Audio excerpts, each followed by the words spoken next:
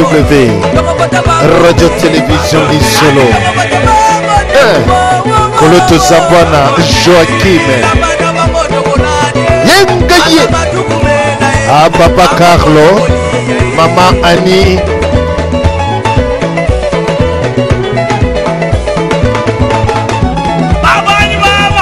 W Radio Télévision Isolo.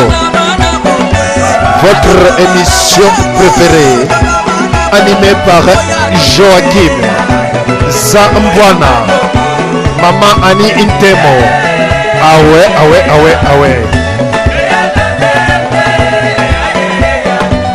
Les grands pétroliers, les grands distributeurs automatiques, JP Louvinila, Chimele Makoso,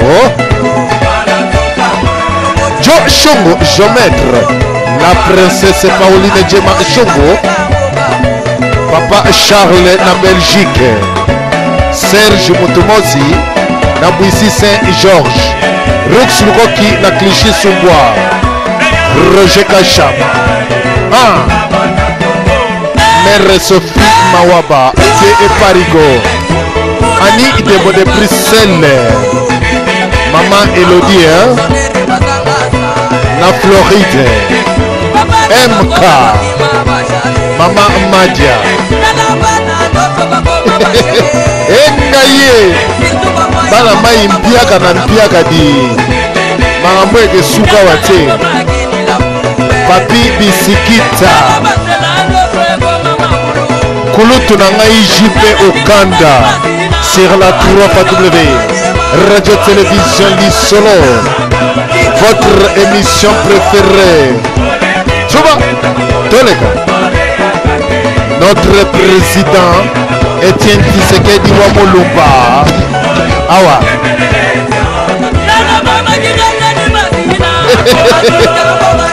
Ingaye.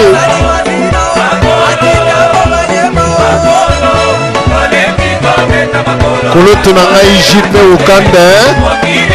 Katuluba Joie Internationale. Atana Kuzu Ogolandanga Kakadi DSV Azali Maidi Sogyo Boingai Ogo Sokolangai DSV Azaka Logola Moto Azali Lambati Tambola Motakala Kasi Kolate Lambati kwa DSV Nzeta Mbile na pesa Nsambadi na full option Bandimate le commandant Ibu de Switzerland na solo ya Kurundi Mbadi a Clément na Liège Papa na Judith Toleka Mère Philom Passi en direct de London Yoka Radio Télévision Lisolo Igete Mokonzi ya Mama Kaya Kusike Pribevite Etampo Kulutu na ngai Papa Isaac Mbele sur la 3W Radio Télévision Lisolo Philly Japan en direct de la Suède Jus d'orange Mère Solange Engaye Mère Ngalou Ngalula Radio Télévision Lisolo Soki Mouninga Leki il faut comme ça polémique Engaye Maramboye Ego Suka Wate Kulutu nanga JP Ukanda Marambo eza pasi kwa Toleka Kulutu Zambwana Joachim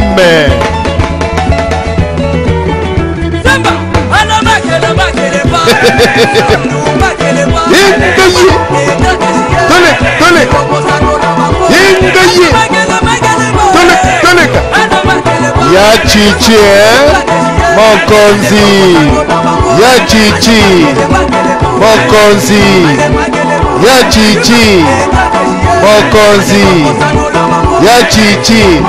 Président ya RDC Monsieur le Président Etienne Tshisekedi wa Mulumba, olinga te bakomi kosenga babulo demande d'emploi ezali kokota di tokondima te tondima yango tokondima te tondima yango tokondima te.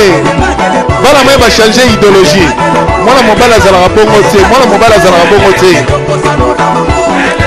Kanga maka na décision na yo soko boyi boya kaka libela kwa.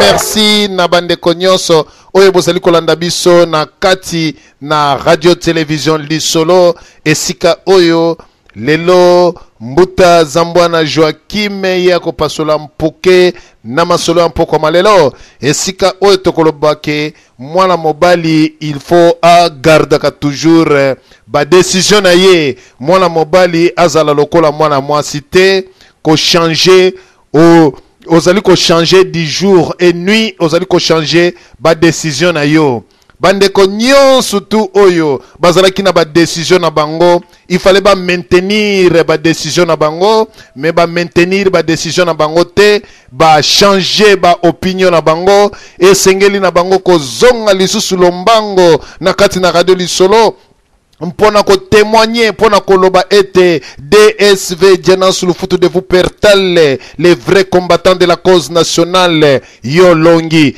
mpamba te bandeko nayebisaki bino nyonso na kati na radio Lisolo boko tosa bolinga te boko tosa toyebisaki bino ke manduki makolela te tokende na nzela ya élection nde ezali nzela oyo ekosikola biso bana mai bachaki tembe likukuma baradio nyonso chaki tembe na DSV baradio nyonso bakotaki na guerre ya mafinga guerre ya koloba mais ba changer yesolo baradio échanger et comprendre que non la radio Lisolo la seule radio oyo elobaka makambu ya vérité oyo elobaka makambu ya bo solo oyo congolais nyonso chaka misu na radio Lisolo pona kozwa information kitoko baradio nyonso tu ezalaki ya mafinga baradio nyonso tu ba changer mais ezali kaka kokamwa ndenge balobaka il n'y a que les imbéciles qui ne changent pas bango lokola ba changer na bango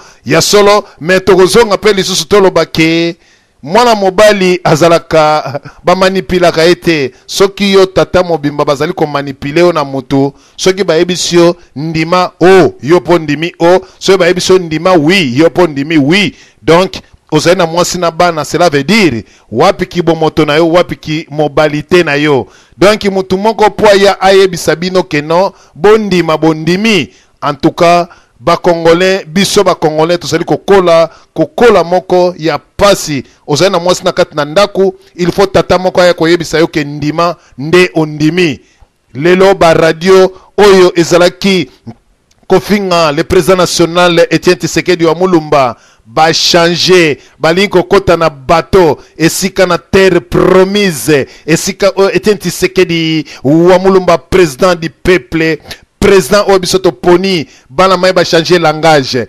bazobanga ba demande d'emploi ezali ko salama ebele yo muto banaye ko finga balobi ke muto salaka mabe continuer na mabe o changer bon balobi pe kuna il n'y a que les imbéciles qui ne changent pas lelo ba radio et comme ko kumisa ya chichi mais na ko senga na bino nyonso tu boya koloba na miso ya peuple congolais to bunga kinzela to zalaki na kozanga koyeba yango nde to tambolaki lokola batu oyo bazali vraiment na misu te to tambolaki lokola batu oyo bazalaki na monoko te to yeba kinzela ya kokende te tolandaki bino radio Lisolo te mpamba te bozali radio oyo nzambe atia misu kati na ye na kati na bino lelo biso nyonso tozongi tokomi kokumisa ya chichi bandeko esalaka mwa sonia soki ozali kofinga mutu mais siko ozongi non seka bino bozongi pourquoi bo comprendre que non makambo yango eza bien merci lokola bana mai ba comprendre que makambo ezali bien sans plus tarder bon ba misusu na minitio soki na lobi natala kunaka 10 personnes côté mususu moi 4 personnes eloko ezate bon nazo comprendre bango donc mpiaka na mpiaka eloko akosakana ezali te nakolekana epai ya journaliste professionnel oyo bino nyonso boyebi Mbuta Zambwana Joachim à partir de l'États-Unis d'Amérique ye aye na ba analyse to ba développement ya mokolo malelo mpamba te ye asutenaka candidat na ye Etienne Tshisekedi wa Mulumba tokoleka na lombango to pesa ye maloba pe ye ayeba kopasola mpoke peuple congolais ayoka oyo ya memeli biso mokolo malelo Mbuta Zambwana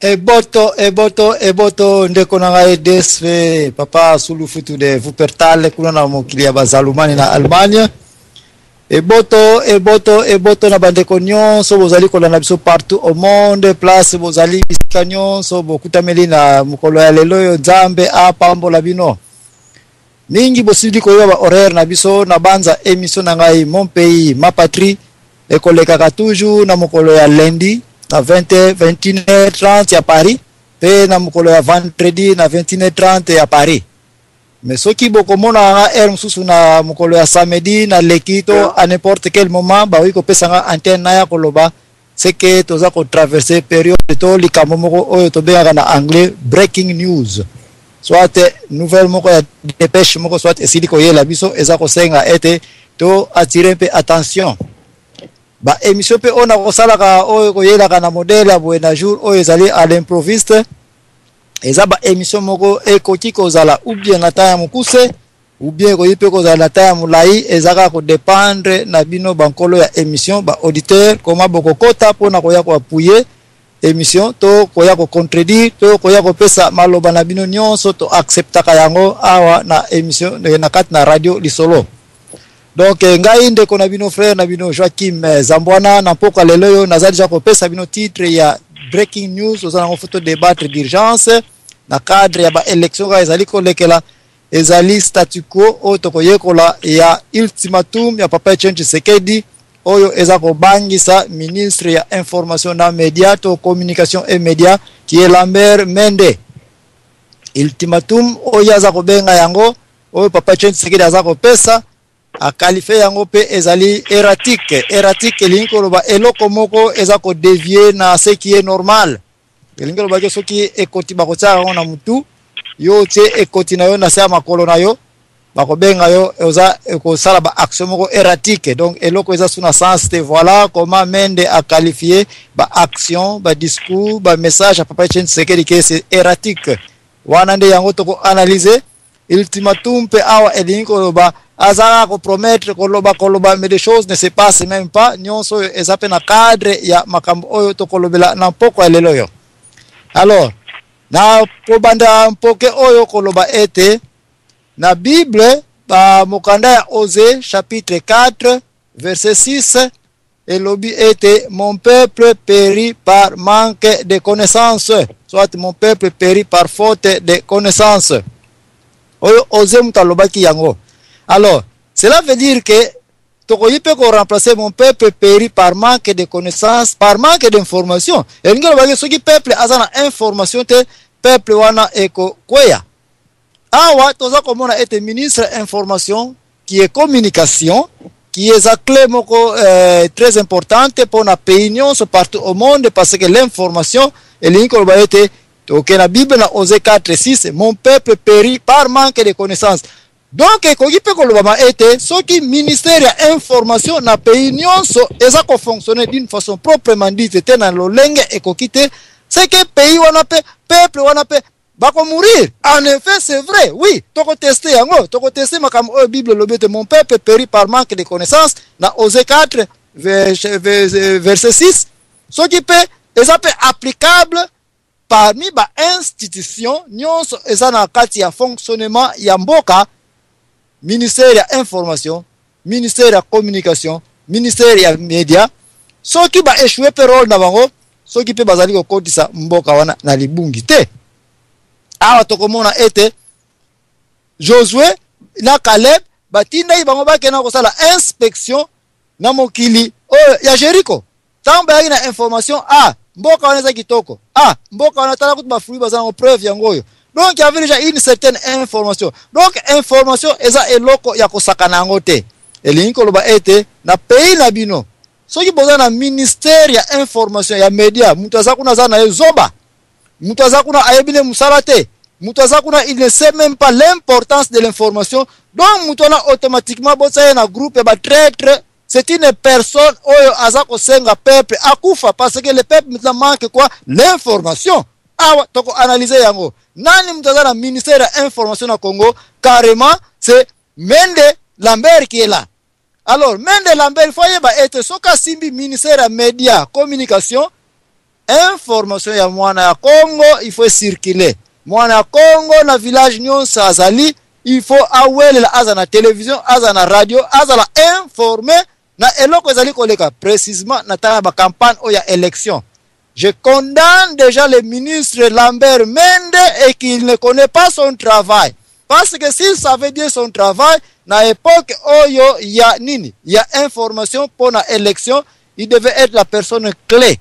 Ya kwa appuyer Seni, ya kwa appuyer ba candidat nyonso, ya mais surtout ya kozana souci ya peuple congolais pour na koyeba ete mon peuple doit avoir l'information de qui élire.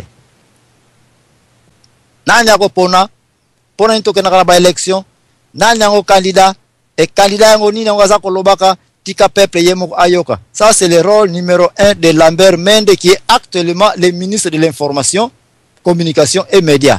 Mais na tanto ko pasola mpoke oyo tika Lambert Mende azo information nga ayeba ete akoki ko yako sakana ba mitu ya ba congolais nyonso te poto tika la baonka ka boye ndenye ba mesana ko sakana kana biso ba congolais et que les choses continueront de cette manière là parce qu'on est un ministre. Eh bien on se croit être l'ingénieur, le savant, le dieu, dire n'importe quoi, et puis batunet bazambwana bakoyoka yo, puis bapesi yo tana yo, oloba na yo, laka na yo, ya makambo olinko loba. Moi je condamne ministre Mende awa e yo okokote la ye, benga ye aya awa ngane to sa ne face à face pour aye ba ete, azara ye moko tepe aye bike signifie valeur ya média. Bible peut recommander que mon peuple périt par manque de connaissances. Donc, ce qui m'a Congo a causé l'erreur na élection ya kopona mokambi na ye, mokonzi na ye, leader na ye. Je condamne numéro 1 le ministre de l'information pour bloquer les stations de télévision, pour bloquer les médias, pour bloquer oyo nyonso candidat nyonso eza la députation, eza la élection présidentielle.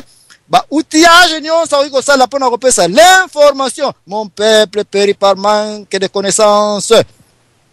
Donc ce qui mutu azali quelque part na tamba élection oyo azako bloquer information et kende na place nango ekokai ko kende ko vendre la te, mutu wana c'est un diable. Mutu wana akomona nzambe te soka sambelaka et mutu wana place na Congo tokotikalaka ko tolérer yango te. Yo mutu kokota oya ko yebisa ngai est-ce que ministre oyo babengi komba Lambert Mende est-ce qu'il a provoqué mon peuple périt par manque de connaissances pour être congolais à l'information te? Apparemment oui. Oui, pourquoi? Parce que ezali wana preuve à l'appui ba ministre ba journaliste belé ba kena RTNC soit place ba kena ko kutana pona ko poser ba question ndenge na ndenge ba question auto yoki ba réponse ba question to landi to e comme on a été c'est clair que le ministre Mende s'autorise de provoquer Congo et continuer causa déjà. Et à beaucoup de gens pauvres na information. Baza na courant kututé. Ya ko na même télévision te peut-être peu courant ce que y de stage et y na yango courant et ke nango. Na minute muke wana baza na yango, le ministre Mende se permet encore à bloquer encore la petite chaîne de télévision où ils ont ba fréquence mike kaka o ko tourner. Pourquoi? Parce que pour ses intérêts personnels, peuple ekota na on manque de connaissances. Peuple eyoka Tshisekedi te, peuple eyoka kaka RTNC place kaka mutu moko kaka azali kolobela. Bon, finalement, oye komi lokola azako tindika biso toke na wenze o bateka kaka makala. Bon, na somi makala, bon nguba, et bon mfumba, et bon nini. Il faut qu'il y ait trop de choix na marché pour être nga pena sala marché na ngai, na ye bapeli na kosomba. Azako forcer biso tokota na magasin moko bateka kaki. Oye biso yo mutu no salinga olata kaki nani. Bat musu balinga o jeans, batu musu balinga na ba polyester, batu musu balinga nini. Faut tika mutu na mbongo na ye asala choix na ye. Mais apparemment ici le ministre Mende na tubaka mwa pouvoir ba pese kuna oya vandeli pour des années tokoya na CV na bientôt na kota na CV ya la mère Mende. On va voir que mutu oyo danger liboso ya zana yango ya kopesa bana ya Congo show moko kaka bayo waka radio moko kaka télévision moko kaka popi bazaka na information moko kaka, et puis c'est ce qui fait que maintenant congestion na politique ekoti.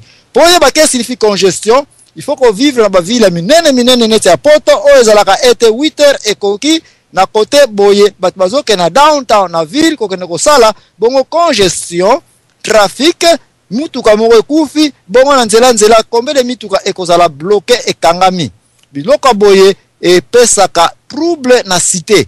Oui, le fait que na élection oya 2011 Lambert Mende se permet ya ko se taper lix ya ko croire que yende mutakomi nzambe ya Congo kia ko iko bloquer mu pepe parce que mu pepe signifie spectrum pe spectrum signifie fréquence fréquence signifie oko iko bloquer fréquence tendait kanda za ko lo laisse-moi libre de parler yo so yo kaka mu pepe mais tu vas provoquer des problèmes parce que solo ya mu pepe na ngai tanga na respirer yo oko aspirer yango donc to yo kanaka to kutanaka tolo banaka to se changeaka l'information mais information il faut la pire pour être mieux vivre ngai pena vivre pour être makam cycle na ndenge ekoki.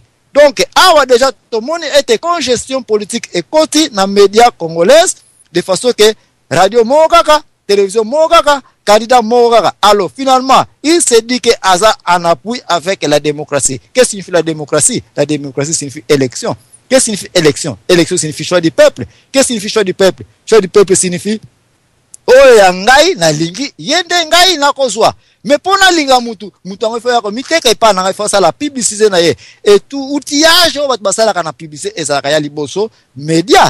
Quand on parle de la média, on voit les journalismes, zanakati, ba chaîne, ba télévision, ba komaka, ba nini, ba internet, tout ceci. C'est l'information. C'est comme ça que le peuple a coopéré le sous-souté. Alors, awa sikoyo tokota na makambo nini oyo epesi Lambert Mende kanda poto yeba pesoki kanda na eza kopesa sans nango to eza na bisika na yango.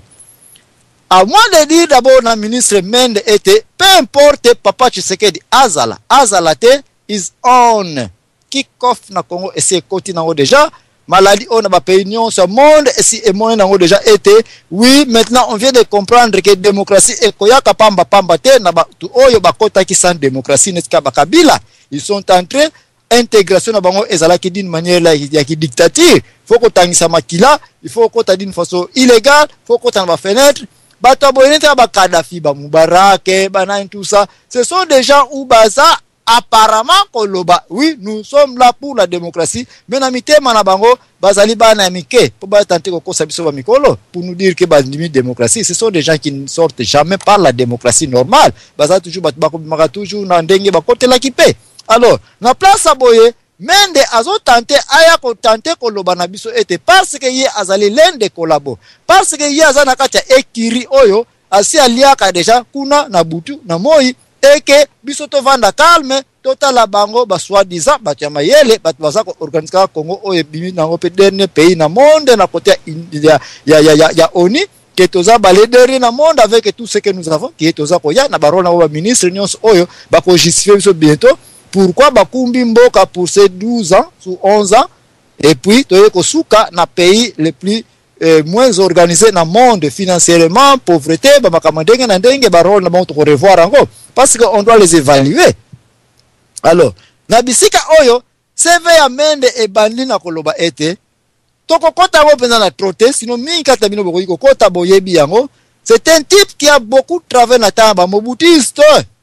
Na tamba bakabiliste pe oyo eye génération na pe e monika azana kati. Donc apparemment ce sont des vieux loups, ce sont des vieux lions oyo ba komi sikoyo ba sans griffe parce que lion faut qu'on landi histoire na bango ko ya komona ete lion arena kana forêt. Mais ce qui y a un jeune lion qui arrive okomona ete ba lion ya kalaba minu esili manzaka esili bazasu na force kutu ya ko attaquer penzate. C'est comme ça où ba vieux lion oyo nyonso presque na série na bango oyo ba komi na mayele moko ezana ko retourner na point moko ya comment les choses marchaient au temps de Mobutu. Comment les choses marchent maintenant au temps de Kabila na ndenge basili ko injecter influence wana comment ba travailler na ndenge saliti na tango Mobutu ba contaminer ngo susu netika ba kengo na bango ba Mende et pas ya Kabila, et puis voilà, c'est comme ça qu'un pays doit marcher, et c'est comme ça que les choses marchent. Donc, Azali Jana CV moko trop sale parce que Nathan Mobutu, on n'a pas apprécié ces gens-là. Nathan ya Kabila, nous les apprécions pas, sinon que le monde entier, écoute, première fois, il faut qualifier un pays qui doit être dernier au monde. Donc, CV na bango, yo jeune étudiant, on a la science politique, science administrative, science non, c'est quoi kozala. Mais faut pas vous approcher na carrière ya batu oyo. Nous que comme l'orage pourri, yo po comme pourri, puisque on reconnaît une bonne expérience sur les résultats, il y a un feedback, babin en anglais. Pesanga résultat liboso, na compagnie na oyami balé, et puis je vais voir si le signal garde la même variation. Bah oyo, apparemment, comme on a été, il n'y a rien de bon na batu o ba travailler na ta Mobutu, ba yeko travailler sur na ta Kabila, et ils sont toujours là au pouvoir. Expérience na bango, toko tika laka kondima yango na condition moko te. Okoya komona ete na ba pays o eza ko influencer biso tokota na nini na démocratie neska ba États-Unis ba France tous ces ba vieux lula neska ba Colin Powell ba Condoleezza Rice ba sali ba politique ya minene a na États-Unis ngonga na bango na tango ekoki ba kitisi ba vandi baza na cité bazo sala ka soki ba bilanga na bango soki ba nini ça c'est comme ça qu'on peut reconnaître que ça c'est la démocratie.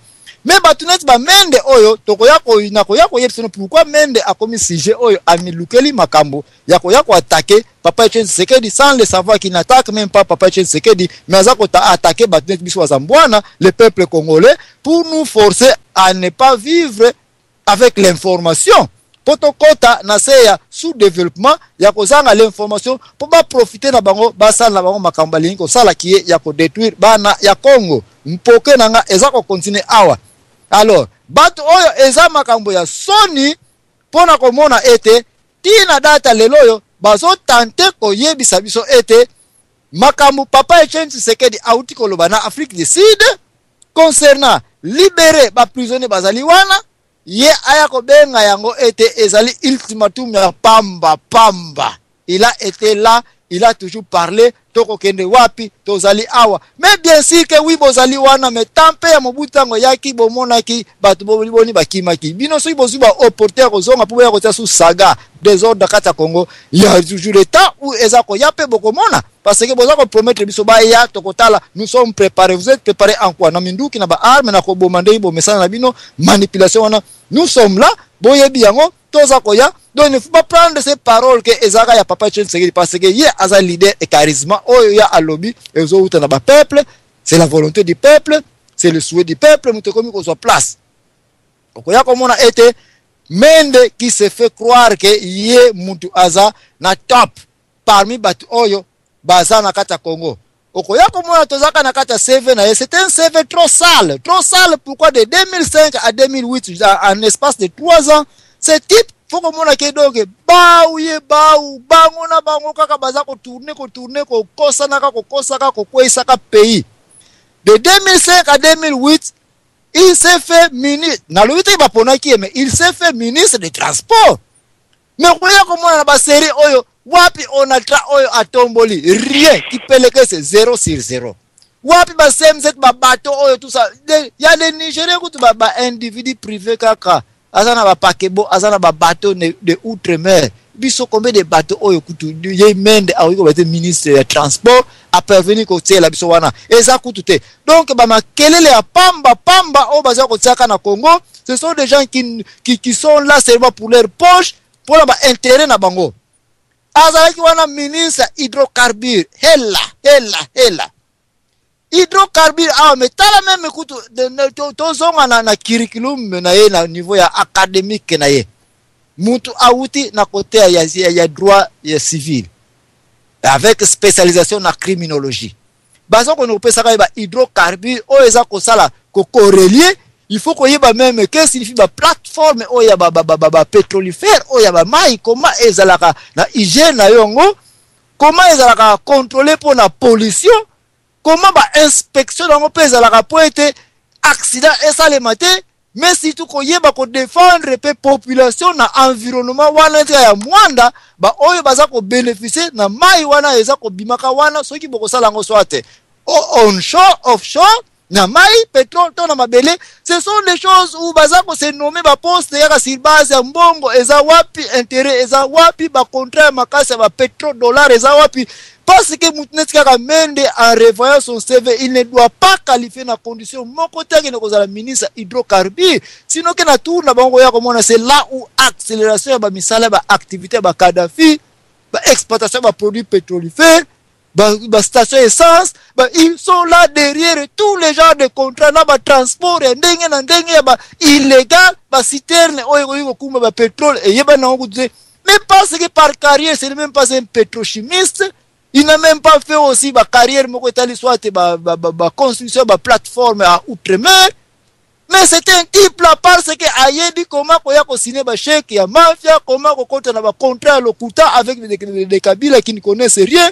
Mais bah baza qu'on y a pour les appuyer parce que bambong oyo za pétrole oyo c'est pas plus de 300 000 barils par jour oyo za produit.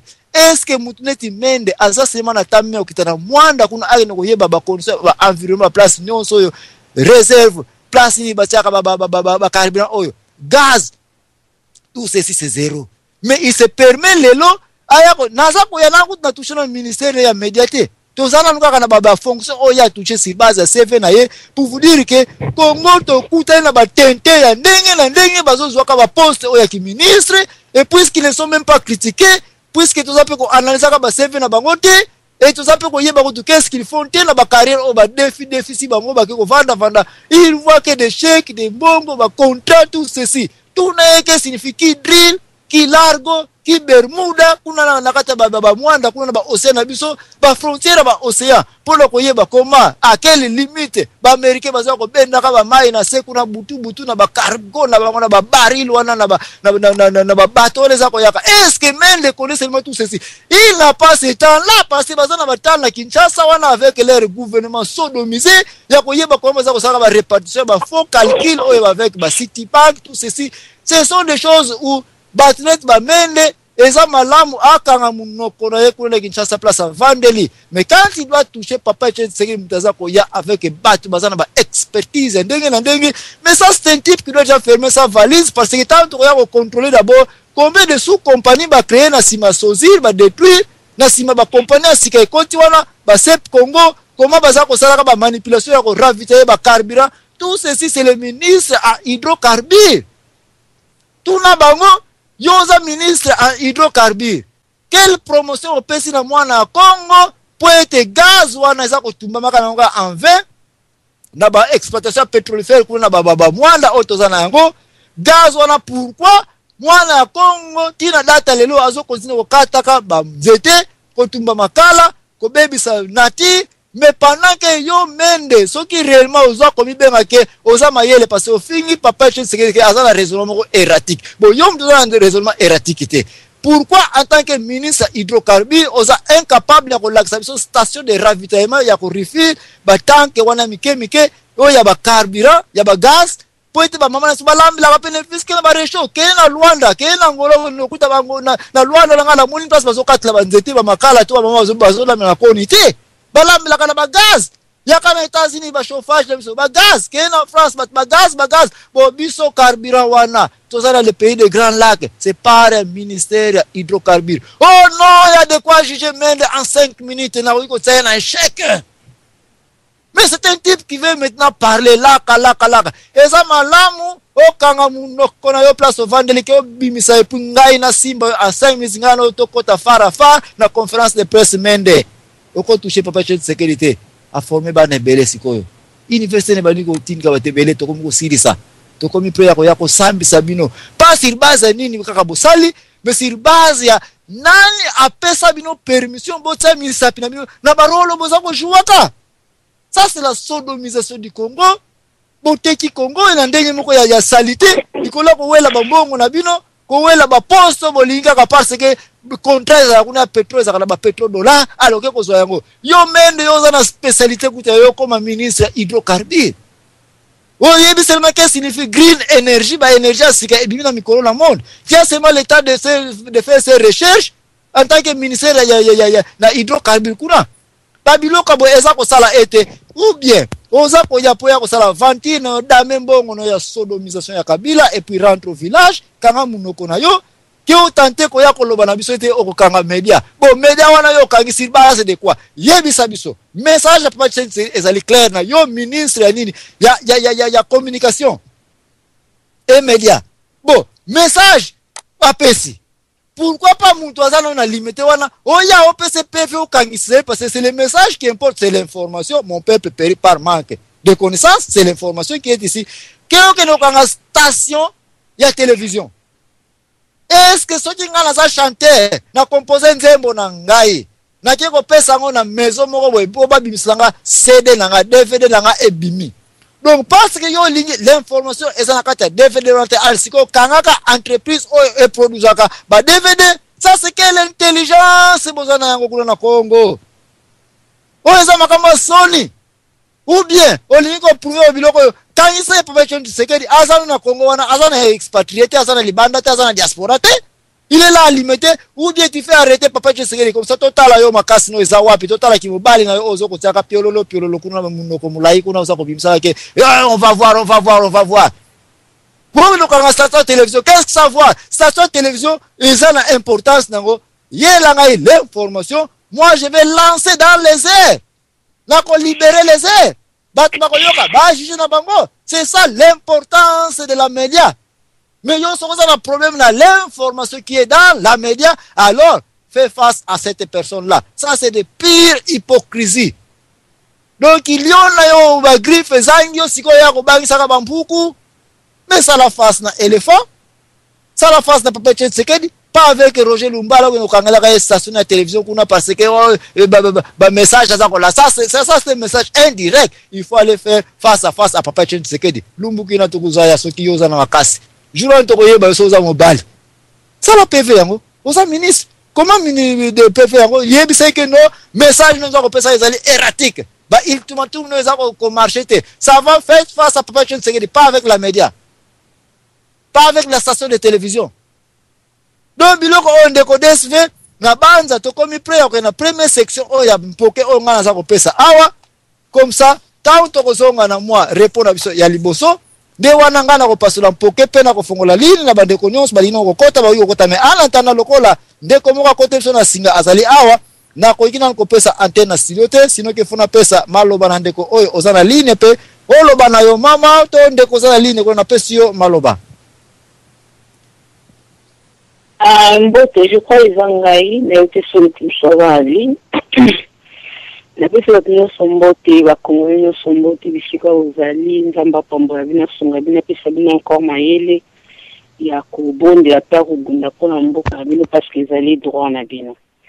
Alors ngai elo na oya o contribuer na likambo ba zambo na oya bisoboye ko perdre na yo énergie te sur mendi au monde batwana bazeli ngala distraire surtout kanga mama likambo il faut tout qu'il na ba fait oyo biso to saila ngo ba recherche to jouer yango makambo po to ça déjà biso to ça campagne na biso nga oyebisa bino makambo lelo mende permettre ya loba ndenga lobi wana aloba na ye menda bana oloba lelo menda loba singa mobutu biso za ba mitière d'école fumeto yeba mende wala donc afinga mobutu lelo a changé les quotas zani ka flip flop parce que nga zo na différence que des amakas entre Kanambe et Mobutu des amakas parce que Mobutu a sali va dégâts ou il a sali en peu de temps.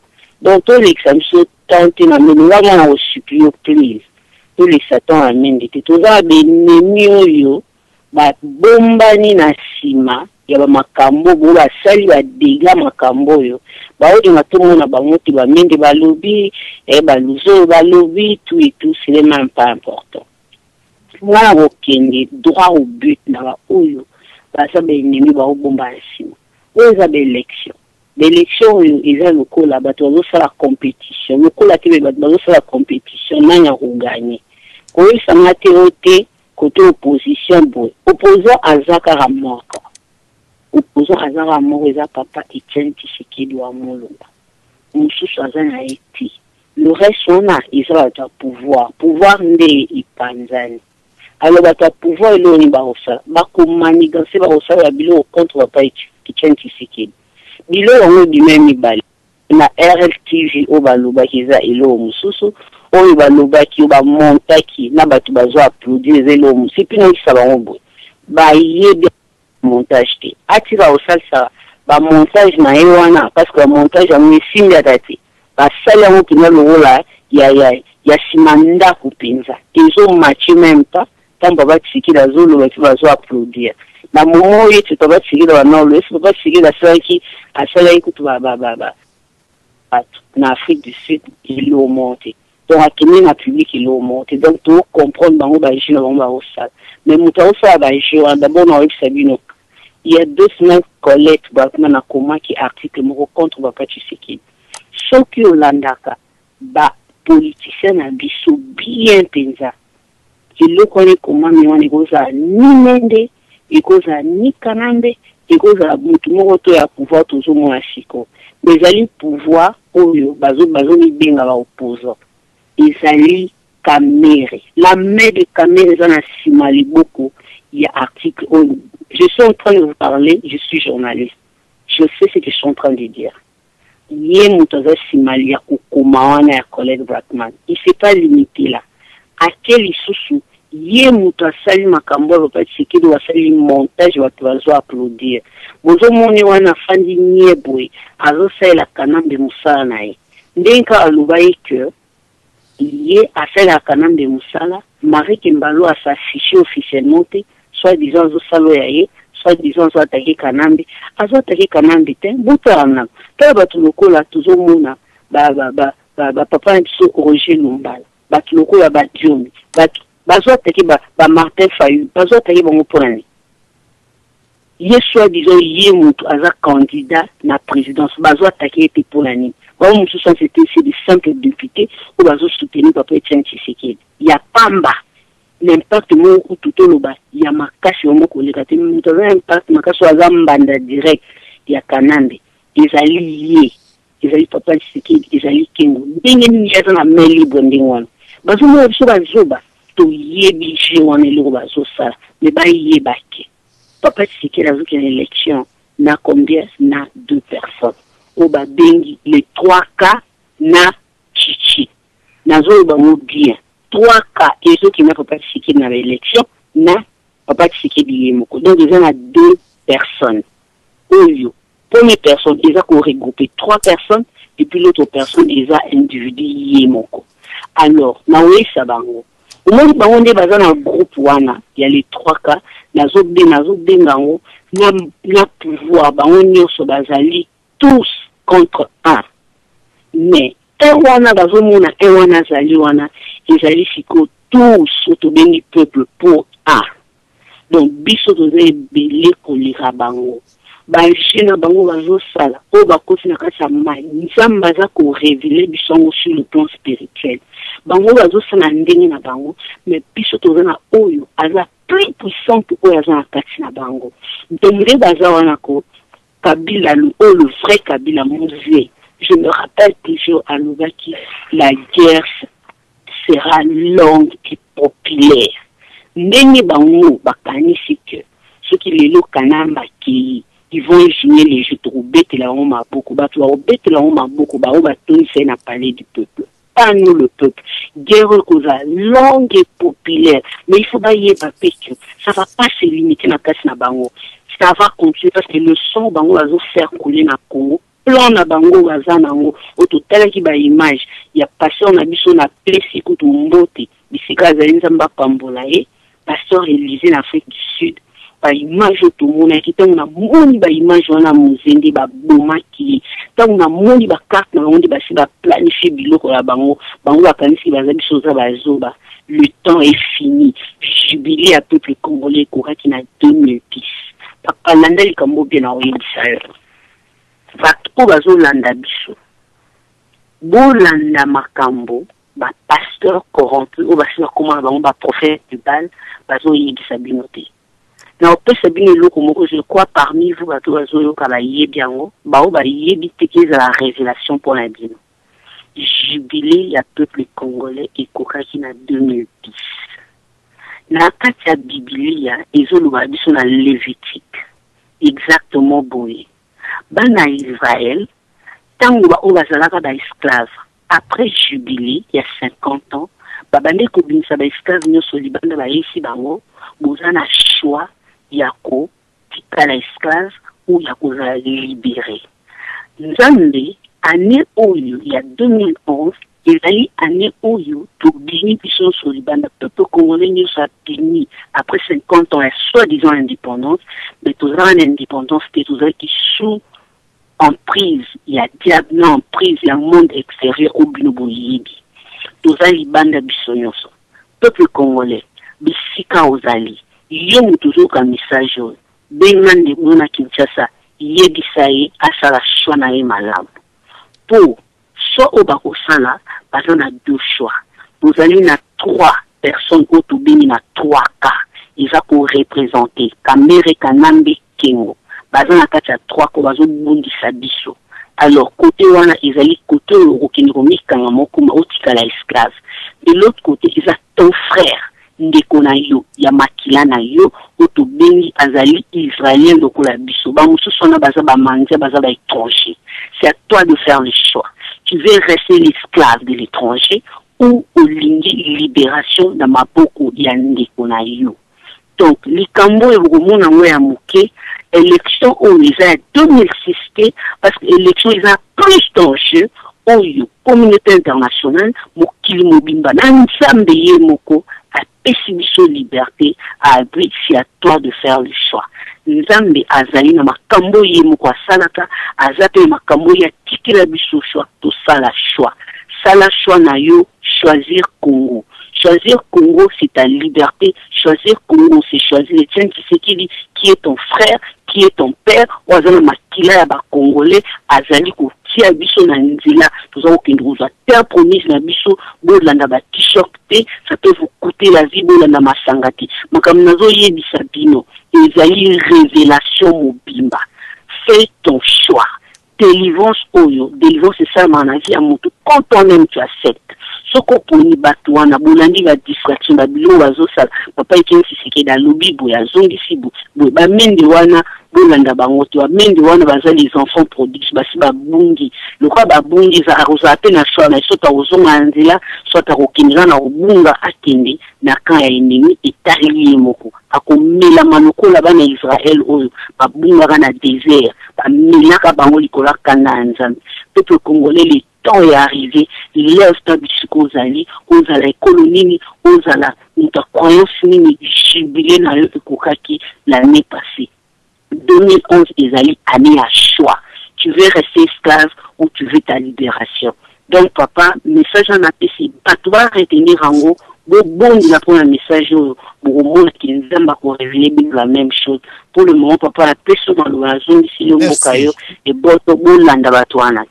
Merci mama Ani na commentaire kitoko pena ba detail ya makasi iyo siliko pesa mais dans l'entretemps tozanga kobosa te bante ko tozali kolanda awa tozali koloba ultimatum oyo papa Tshisekedi oyo bakomi ko critiquer et pas ya ministre ya communication na media oyo aza ko bloquer peuple congolais alanda lisusu information te po akweya na seya oyo ekomami na mukanda oze 4-6 que mon peuple périt par manque de connaissances. Donc Mende a décidé na yeke mwana ya Congo azanga kozwa l'information po akweya na manque ya connaissance. Mama Mize na pesio maloba kuna mwana guta na ngai.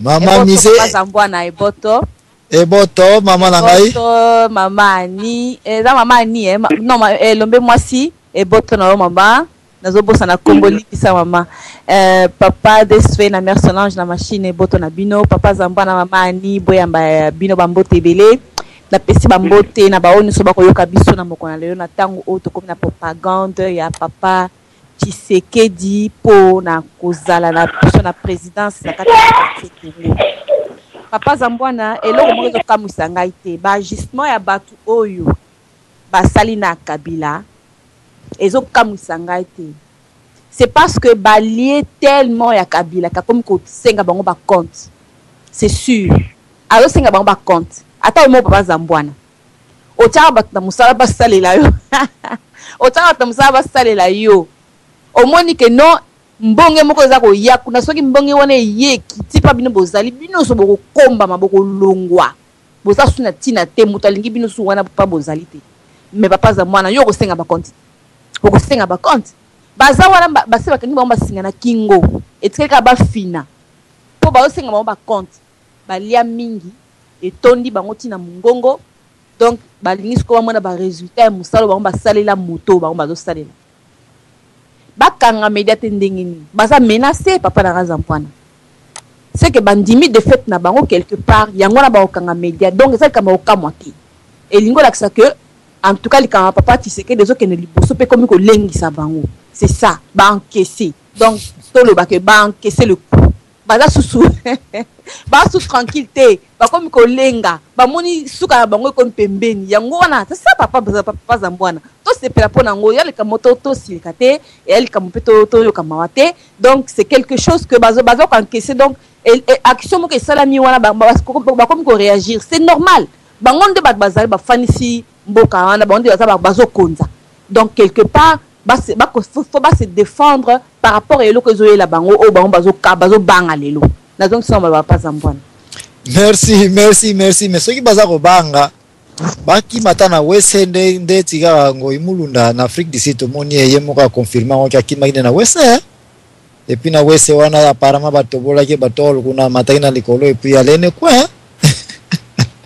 il y a toujours moyen ezali ceux qui ba combination oluka comment kimela physiquement que oya koluka okima na maloba oyo les paroles s'en vont les écrits restent parce que place oyo il faut koyeba etenata ya campagne média de bisika ba campagneur to ba candidat ba investissaka sévèrement il faut to comprendre que signifie média na tango ya campagne média signifie betan tangwa batu bayoka yo information signifie yebisa muntu likambo nini ozana ona motema ya vision na yo pona pesa bino ka mukanda ya oze mais fallait nani atango plus na proverbe 29 chapitre 29 verset 18 oza koloba ete soki batu baboyi ko yokela leader na bango muntu azana a vision batu wana bako bunga bo ye Kabila akotela ki ndenge ni na Congo sans vision tudu kotele sans permission tudu vaikiti donc aya la vision mon côté bon toza ko vivre pour 11 ans sans vision. Bon, si on peut pas dire que aye na vision wana siko biso nyonso photo yoka yango to analyser yango ezaka yete bakanda baza ebele chaque candidat il faut ya apesa nini vision na ye et puis batu bakomi ko sala choix mais quand Kabila kina aucune vision aye déjà ye kaka mutaza na droit ya ko na RTNC ye kaka mutaza na droit ya ko tia mabaya na ye ya ko tia publicité na ye ya ko circuler partout ali ko circuler sans vision. Bon finalement quel est ce type qui s'appelle Lambert Mende pour tenter à avoir crédit au mokili et reconnaître que c'est un ministre non ministre ya foufou ministre qui pelekese et merci Jésus que papa Tshisekedi aza ko sala face na mutu oyo bango na bango bayeba na ba carte ndenge to landelie ndenge paye mokalo ki bayeba na bango depuis kala. Mais s'il doit faire face à des nouveaux lions, à des lionceaux, na bato oto zali naître, bato to na carrière moko ya salité na Congo, bato to simba ba mpoti e pola ya sodomisation ya Congo te. Mais Mende il doit chier. Il faut sauter. Parce que ça mutu moko avec papa Tshisekedi azobika pour donner des raisons X, Y, Z na butu na moi kuna basa okutana kuna atretaki bango kuna atraisaki bango boy na boy. Tous ces sont des charabia. Mais moi, en tant que peuple congolais, et là, comme on a yebi, Mende, dites-moi pourquoi tu me bloques l'information. Olina comme Zoba. Mende, dites-moi pourquoi tu as une station de télévision. Yo, pesa kimbongo kuna. Mende, yebi sanga station de télévision na RTL ya Lumbala wana. Est-ce que ça a licence? Si ça a licence, nana a octroyé licence wana. So qui licence on a monnaie misapi ya ministère ya justice ya nini za kuna Mende doit être traité au justice dans le 1er janvier il faut qu'on na prison il faut lire na action na asali il doit prouver nana on t'a payé permission il y a quel concierge quel référendum quelle loi ya CENI a appliqué pour être en un jour en une semaine ce ministre-là qui doit se dire qu'il a le pouvoir d'arrêter une station de télévision Mouteza ko lancer, ko reprendre Maloba, ya Moutou Alobi. Est-ce que ayebite que signifie cotation? Ceux qui vont le corbeau et le renard, mettre le corbeau sur son arbre perché. Est-ce que ce n'est pas que on a côte? Cela veut dire que yote mutolobi yango. Est-ce que ma cotation, est-ce que yé mende, à ça là seulement journalisme, à ça là seulement babylon que t'as rédaction, à comment seulement quelques papier à recherche pour qu'est-ce que signifie référence? Parce que a raison à Kangeli station oyo, à cause d'une référence cotation moko et bimwana que tu sais qu'elle a dit ceci. Allez, voilà, cette station-là doit être fermée. Est-ce que c'est l'Umbala ou c'est la radio, télévision, et Bimisi Makamon, ou bien c'est la cotation qu'on va reprendre et un discours à Moutou, à Pessi. Tout ceci acquise que Kabila n'a pas ministre, n'a pas pour na kabango na bango, et à défaut, ok, peut écouter, c'est même pas Kabila m'a pour na kabango, mais il sait pas n'importe quel verbe qu'on utilise. Ba pour na kabango na ba club na bango. C'est très honteux, dans la campagne. Pour le ministère de l'information, il y a une station de radio, station de télévision, journal, où ils ont lancé ma campagne de propagande. Est-ce qu'il y a une propagande dans la campagne parmi les éléments de la campagne négative, campagne qui est dans la carte? Est-ce qu'il y a une campagne de temps où c'est sali sakana bango? Est-ce qu'il y a une campagne de temps où tu vas foutre ticket na bango? Baye na stade, na salle, tu vas kotala ba catcher, ba boxer, tu vas matana ring, ba beta na makofi. Est-ce que ye mende ayebite ke bana ba usala journalisme, mikolo de temps ya bien ko pesa ba rédaction na bango pa professeur na bango parce que ba ko ba devoir ya bo landa ba campagne o boye ba comment les campagnes sont courues. Est-ce que ye mende oyebite ke na ta ba campagne de temps na ba basala science politique ba zo ka pa doctorat na bango likolo ya ils avaient assisté comme ba volontaire na kanda ABCD. Tout étudiant à la science politique, science administrative, magistrative, Nicolo Bagonion se basa occupé derrière un député, derrière un candidat présidentiel, derrière un parti politique. Pas nécessairement que parce que Balingi, Koma, Toba, comme ça monte en promotion. Non, c'est parce qu'ils veulent aussi apprendre la réalité. Mais cette réalité-là, il faut qu'on y ait, qui toque la campagne média. Mais quand un Mende doit venir ici aujourd'hui, dire que na Kangi station, na raison individuelle, na raison interne, il y a c'est très honteux. Oh, ça qui professeur tourne sol, oh, ça qui salaire biso awa, oh, ça qui tintin, oh, ça qui yakana awa. Ça sont des choses où ekokotikalaka jamais kozala tolérable na milieu biso ba congolais. Donc ba jeune abino boza ko salaire entre vous politiciens, waka wana esila désormais. Message na eza direct pas Mende et dans quelques mois tu me verras à Kinshasa. Febo biki papa Tshisekedi aluba leki botika ngana sala face na bango. Mais c'était ma demande biso nyonso kita kona to potana na biso. Boza ko bika. Ke boza ko bloquer ka ba media mususu Congo bayoka pete makamini biso bana diaspora toza ko salaka awa, toza ko lobaka awa. Sans quoi mutakalisation fait banango jasikoyo. Ça sont des choses où c'est difficile à comprendre comment mutu okende koloba na biso ete ye ultimatum na ye makamune oyo depuis kala yango ka elobaka yango ka salaka. Mais c'est baba y a de ces batu na États-Unis n'est qu'à président de Lincoln si je me trompe pas. A sala combien d'années pour comme président? 5 fois Ameka. Ameki maleboso échoué à yeli ya mibale. Ya misa termine 5e tour pe na voix mora mais à passer pour vu que a komi wana. Mais c'est ce qui se passe. Batnyons ba kota kana pouvoir d'une façon normale et ça la facilité. Il faut lutter. O meki za ko simba to zaka ko ya jusqu'à ce que o komi na vision. C'est ça la vision. Vision kitoko ezwaka temps. Vision kitoko elamba maka. Vision kitoko il faut qu'on transpire. Ce n'est pas net ka bino bozake de 2005 à 2008 yo mène de 3 pouvoirs. 3 postes ya ministériel au Simbi. Chaque poste peut otika qui pelege sinasima otika penope désordre. Tu n'as rien laissé comme un bon souvenir quelque part. Mais 3 fois. Oh zalawa na carburant yo, na transport kuna yo, na hydrocarbures kuna yo. Ba poste nyonso il n'y a aucun poste au mérité au qualifié aux appels expertise na ngo. Sinon que partout au Kenya ya ba muyibi ya bambonga pétrole mwanda na kati kuna dossier ngo sambela nzambe papa Tshisekedi a passé. Mais ce qui a passé, bah quitte on a ba région on a besoin de se welango dossier ba ko on a ba pétrole à mwanda kuna à revoir. On va voir ba dossier ngo ba compagnie bo créer pour na koteka ka ba carburant ba produit pétrolifier comment ba contrat ezaka signé. Ce qui ba papier ngo boziki sa yango awa na ba poto ba ki drill ba ki largo ba ki Bermuda awa na États-Unis avec des contrats na Sima Citibank naza na Washington to za na bino mayele. Il y a trop de dossiers toko kundura même après 30 ans batu mususu bokangami boza na bokufi na ba cimetière na bino tokoya kotia ba chaîne wana libaya ya RIP tolongoli yango to remplacer CV ya makamu nyonso moyibi nyonso osala to kole yango wana comme ça bato bakoya ya kotalaka ko visaka ba cimetière so bakomi wana oriba mona RIP bazo mona avec voleur de pétrole, voleur de papetel, meurtre, assassinat de Boinaboé. Biloko nyon son il faut la kuna parce que vous croyez être plus malin que Kindolo. C'est moi je vous dis que bozo sala erreur ya makasi ya kotala Papa Etienne Tshisekedi, mais vous ne savez pas aussi derrière Papa Etienne Tshisekedi quels sont ces petits activistes qui viennent bientôt. Bon, se poser question, est-ce qu'un jeune lion a moins fort qu'un vieux lion? Parce que bozo kansake Congo siko ekomi entreprise na bino, ekomi famille na bino, ekomi eloko na bino privé, et qu'on peut faire ce qu'on veut, on peut bouger des cartes comme on veut, on peut répartir des rôles comme nous voulons pourvu que soutenons ces candidats pour notre pain. Okoteka moka pona vie privée na yo moka ya famille na yo. Boyebi na bino nina weza koleka kuna mais on s'en fout de tout pourvu que ngana za la rôle nanga. Papa Etienne Tshisekedi akoya na vision, boko supporter vision ngote pourquoi parce que boza comment jage rôle na bino sinda bambongo nyonso dia. Toutes ces années bambongo bozui. Est-ce que nano botondi kaka te nana mona mboka oyo bato bazwaka pension te ba policier ne kaka Congo te. Tous ces bakengo bazana ne kaka ba Kadhafi pour 40 ans.